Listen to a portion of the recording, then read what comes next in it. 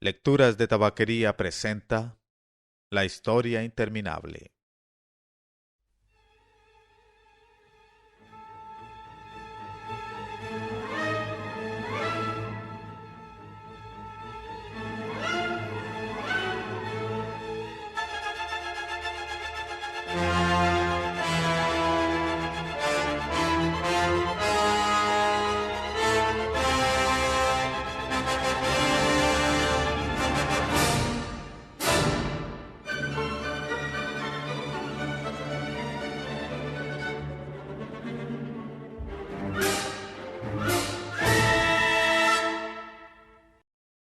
Cuatro.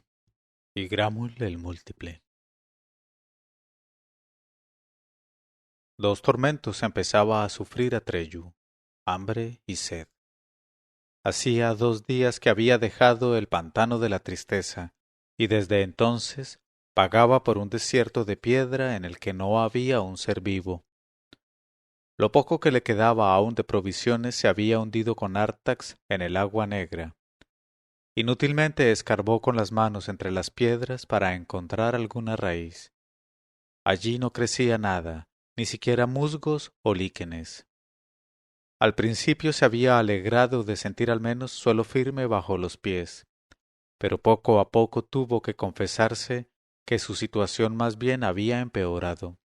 Se había perdido. Ni siquiera podía determinar ya por el cielo el rumbo que seguía, porque aquella media luz era igual por todas partes y no le ofrecía ningún punto de referencia.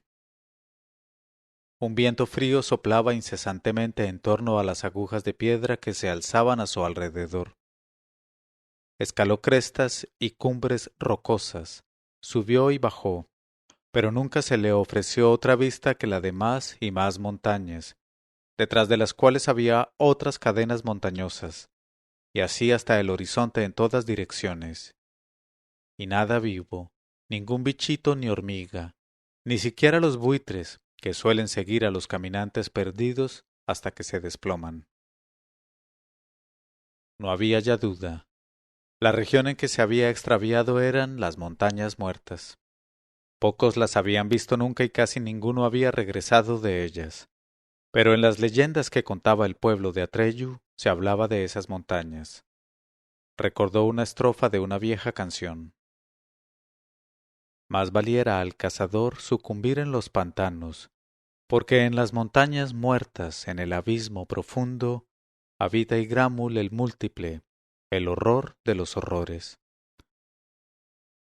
Aunque Atreyu hubiera sabido en qué dirección ir para regresar, no le hubiera sido posible hacerlo. Se había adentrado ya demasiado. Si se hubiera tratado solo de él, quizás se hubiera dejado caer simplemente en alguna oquedad de la roca para esperar la muerte, como solían hacer los cazadores de su pueblo en esos casos.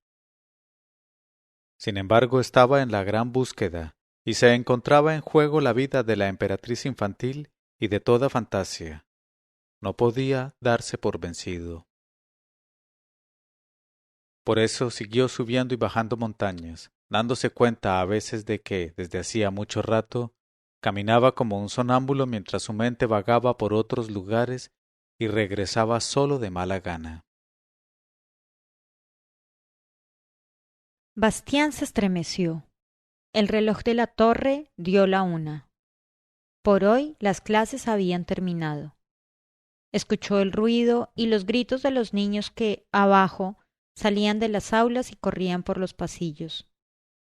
Se oyó en las escaleras el estrépito de muchos pies. Luego, durante un rato, subieron aún desde la calle gritos diversos. Y finalmente el silencio se extendió por todo el colegio. Aquel silencio cubrió el ánimo de Bastián como un manto pesado y sofocante que amenazaba asfixiarlo. Desde ahora estaría solito en el gran colegio. Todo el día, la noche siguiente, quién sabe cuánto tiempo. A partir de ahora, la cosa iba en serio. Los otros se iban a casa para comer. También Bastián tenía hambre y sentía frío, a pesar de las mantas militares que se había echado por los hombros. De pronto perdió del todo el valor y todo su plan le pareció completamente disparatado y absurdo. Quería irse a casa, ahora, enseguida. Todavía era tiempo. Su padre no podía haber notado nada aún. Bastián no necesitaba decirle siquiera que se había fumado el colegio. Naturalmente, alguna vez lo sabría, pero hasta entonces pasaría tiempo. ¿El asunto del libro robado? Sí, también tendría que confesarlo alguna vez. Su padre lo encajaría en fin de cuentas lo mismo que había encajado todas las decepciones que Bastián le había causado. No había razón para tenerle miedo. Probablemente iría a ver al señor Coreander sin decir nada y lo arreglaría todo. Bastián cogía ya el libro de color cobre para meterlo en la cartera, pero se detuvo. No, dijo de pronto en voz alta, en el silencio del desván. Atreyu no renunciaría tan rápidamente, solo porque las cosas fueron un poco difíciles. Lo que he empezado tengo que acabarlo. He ido ya demasiado lejos para volverme atrás. Solo puedo seguir adelante, pase lo que pase. Se sintió muy solo, y, sin embargo, en ese sentimiento había también algo así como orgullo. Orgullo de haber sido fuerte y no haber renunciado a su intento. Después de todo, se parecía un poquitín a Atreyu. Había llegado el momento en que Atreyu no podía realmente seguir adelante. Ante él se abría el abismo profundo. El espanto grandioso de aquella vista no puede describirse con palabras. A través de la región de las montañas muertas, la tierra se abría en una brecha que tendría quizá media milla de anchura. Su profundidad no podía determinarse. Atreyu estaba al borde de un saliente rocoso y miró hacia abajo, a las tinieblas, que parecían llegar hasta el fondo mismo de la tierra. Cogió una piedra del tamaño de su cabeza que había cerca y la lanzó tan lejos como pudo. La piedra cayó, cayó y cayó hasta que se la tragó la oscuridad. Atreyu escuchó, pero aunque esperó largo tiempo, el ruido del impacto no llegó a sus oídos. Y entonces hizo lo único que podía hacer. Comenzó a andar por el borde del abismo profundo. Sin embargo, estaba preparado para hacer frente en cualquier momento a aquel horror de los horrores del que hablaba la vieja canción. No sabía de qué clase de criatura podía tratarse, solo sabía que se llamaba Igramul. El abismo profundo discurría en línea quebrada a través del desierto de montañas y, naturalmente, en su borde no había ningún camino, sino que también allí se alzaban torres de piedra que Atreyu tenía que escalar y que a veces vacilaban peligrosamente bajo sus pies. Se atravesaban en su camino gigantescos peñascos que tenía que rodear trabajosamente, o había pendientes de piedras sueltas que se precipitaban hacia la brecha, poniéndose en movimiento cuando él atravesaba. Más de una vez estuvo a punto de despeñarse. Si hubiera sabido que un perseguidor seguía sus huellas aproximándose de hora en hora, quizás se hubiera dejado arrastrar a hacer algo irreflexivo que, en aquel camino difícil, hubiera podido costarle caro.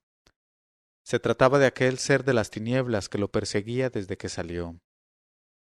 Entretanto, la figura del ser se había espesado tanto que podían distinguirse claramente sus contornos. Era un lobo, negro como la pez y grande como un buey.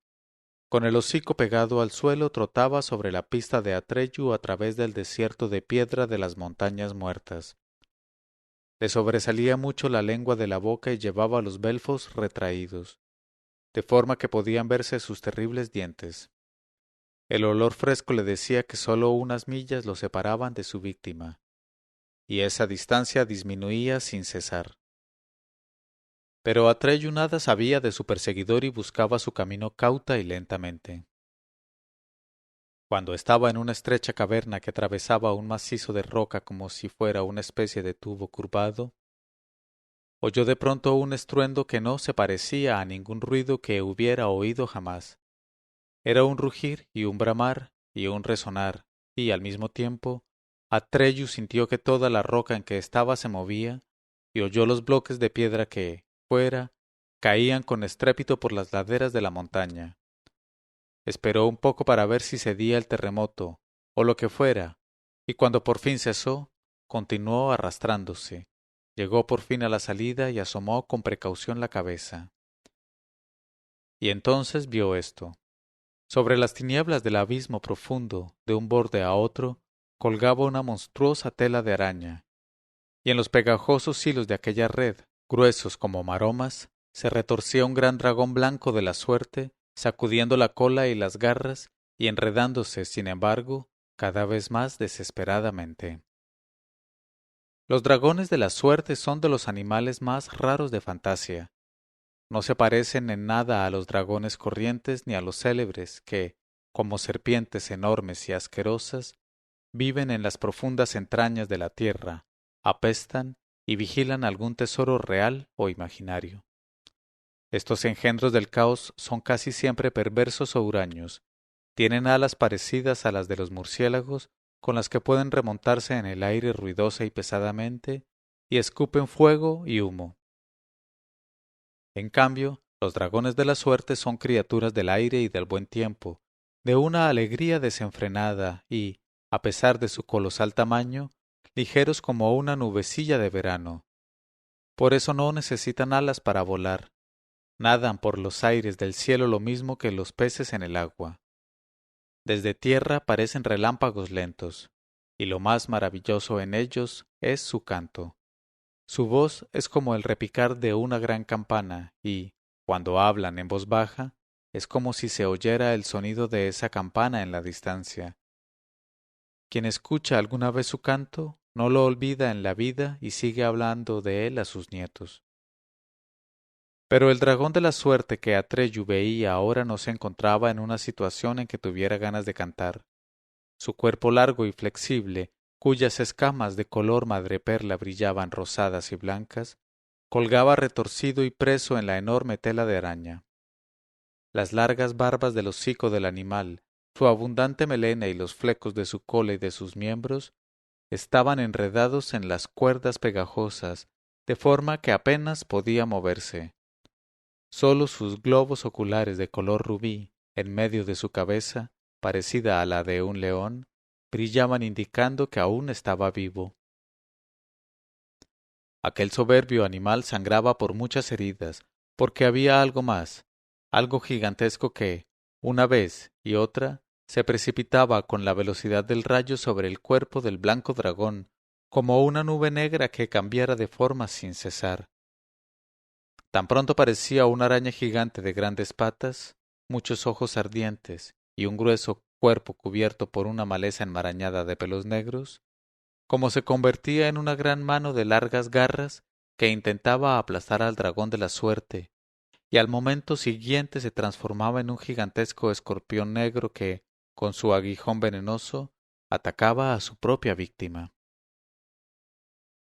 La pelea entre aquellos dos seres formidables era espantosa. El dragón de la suerte se defendía aún, escupiendo un fuego azul que chamuscaba las cerdas de aquella criatura en forma de nube. El humo brotaba y formaba remolinos de vapor en la brecha rocosa. El hedor casi impedía a Atreyu respirar. Una vez el dragón de la suerte logró incluso morder una de las largas patas de su adversario. Sin embargo, el miembro seccionado no cayó en las profundidades del abismo, sino que se movió un momento en el aire por sí solo y volvió luego a su lugar original, uniéndose otra vez al oscuro cuerpo de forma de nube. Y así ocurría siempre. Cada vez que el dragón agarraba a uno de los miembros entre sus dientes, parecía morder en el vacío. Solo entonces se dio cuenta Atreyu de algo que antes no había notado. Aquella criatura horripilante no era un solo cuerpo sólido, sino que se componía de innumerables insectos de un azul acerado, que zumbaban como avispones furiosos y, en enjambre espeso, adoptando siempre nuevas formas. Era Igramul, y ahora sabía Atreyu por qué lo llamaban el Múltiple. Atreyu salió de un salto de su escondite, cogió la alhaja que llevaba al pecho y gritó tan fuerte como pudo. ¡Alto! En nombre de la emperatriz infantil. ¡Alto! Sin embargo, en medio del rugir y jadear de aquellas criaturas que luchaban, su voz se perdió. Apenas pudo oírla él mismo. Sin pensarlo, corrió por las pegajosas maromas de la red hacia los combatientes. La red vibraba bajo sus pies. Perdió el equilibrio, cayó entre las mallas, se quedó colgando solo de las manos sobre la profundidad tenebrosa. Logró subirse de nuevo, se quedó pegado, se libró otra vez y siguió adelante. Y Gramus se dio cuenta de pronto de que algo se le acercaba. Se dio la vuelta con la rapidez de un relámpago y su aspecto era horrible. Ahora era solo un rostro gigantesco de color azul acerado, con un único ojo sobre la base de la nariz que, con su pupila vertical de una malignidad inimaginable, miraba fijamente a Atreyu. Bastián lanzó una pequeña exclamación de horror. Un grito de horror resonó en la garganta, rebotando de un lado a otro como un eco. Y Gramul movió su ojo hacia la izquierda y la derecha para ver si llegaba algún otro, porque el muchacho que estaba ante él, como paralizado de espanto, no podía haber sido, pero no había nadie más. ¿Habrá sido mi grito lo que ha oído? Pensó Bastián profundamente preocupado. No es posible. Y entonces oyó Atreyu la voz de Igramul. Era una voz muy aguda y un tanto ronca, que no concordaba en absoluto con su rostro gigantesco.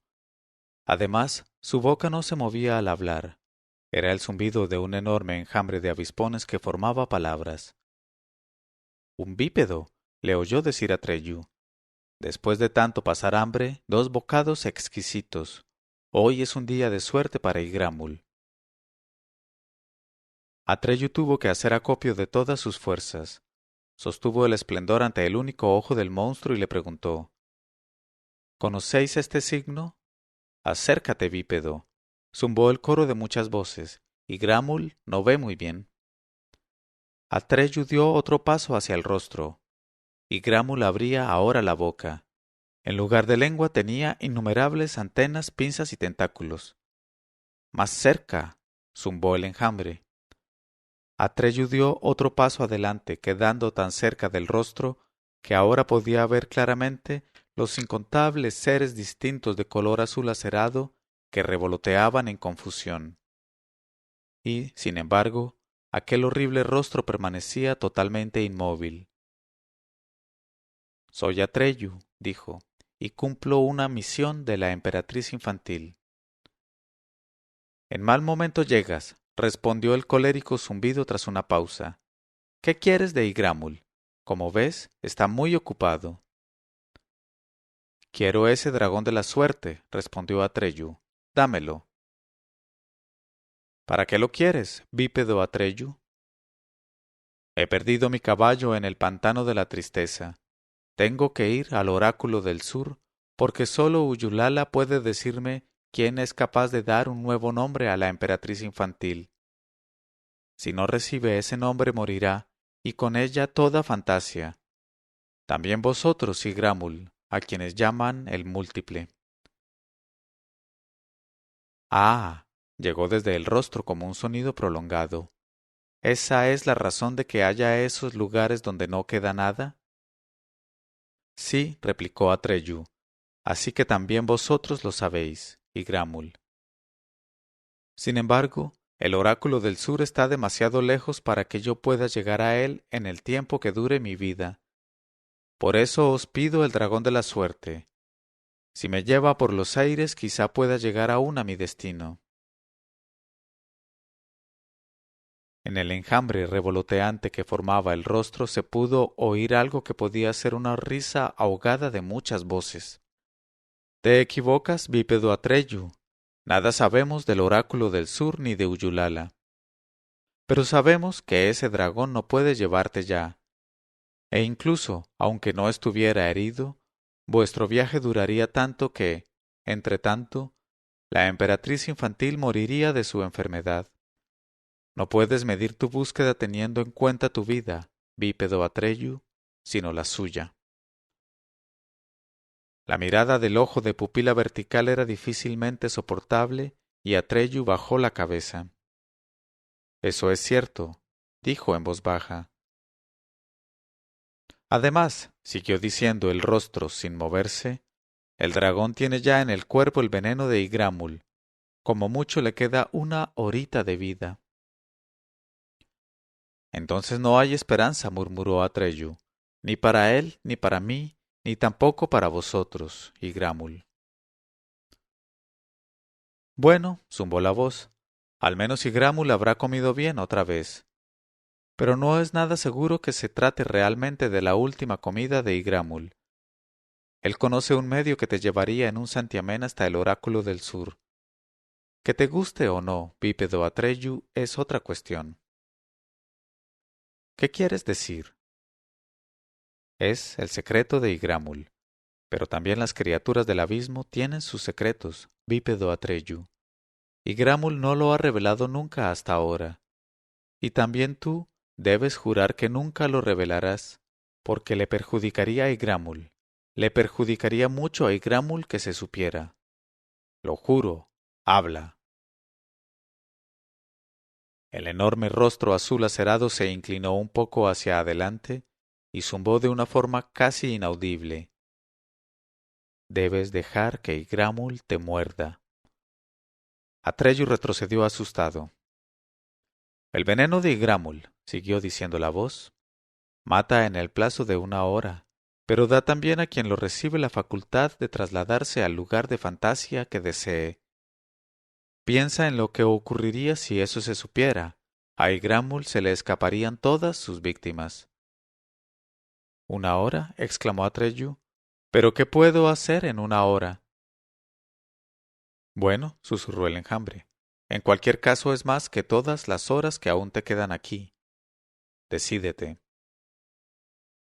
Atreyu luchaba consigo mismo. ¿Dejaréis en libertad al dragón de la suerte si os lo pido en nombre de la emperatriz infantil? Preguntó por fin. No, respondió el rostro. No tienes ningún derecho a pedirle eso a Igramul, aunque lleves a Aurin el esplendor. La emperatriz infantil permite que todos seamos como somos.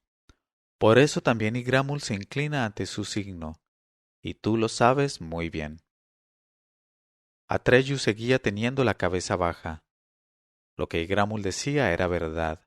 Así pues, no podía salvar al dragón de la suerte. Sus propios deseos no contaban. Se irguió y dijo, «Haz lo que me has propuesto».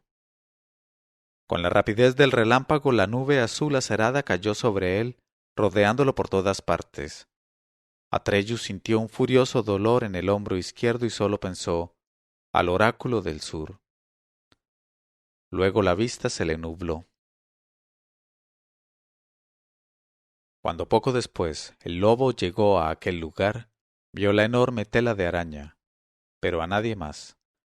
El rastro que había seguido hasta entonces se interrumpía bruscamente y, a pesar de todos sus esfuerzos, no pudo volver a encontrarlo. Bastián se interrumpió. Se sentía mal, como si él mismo tuviera el veneno de Igramul en el cuerpo. Gracias a Dios, dijo para sí en voz baja, que no estoy en fantasía. Esos monstruos, por suerte, no existen en la realidad. Al fin y al cabo, se trata solo de una historia. Pero, ¿de verdad era solo una historia? ¿Cómo era posible entonces que Igramul y probablemente también Atreyu hubiera oído el grito de espanto de Bastián? Poco a poco, aquel libro empezaba a resultarle siniestro.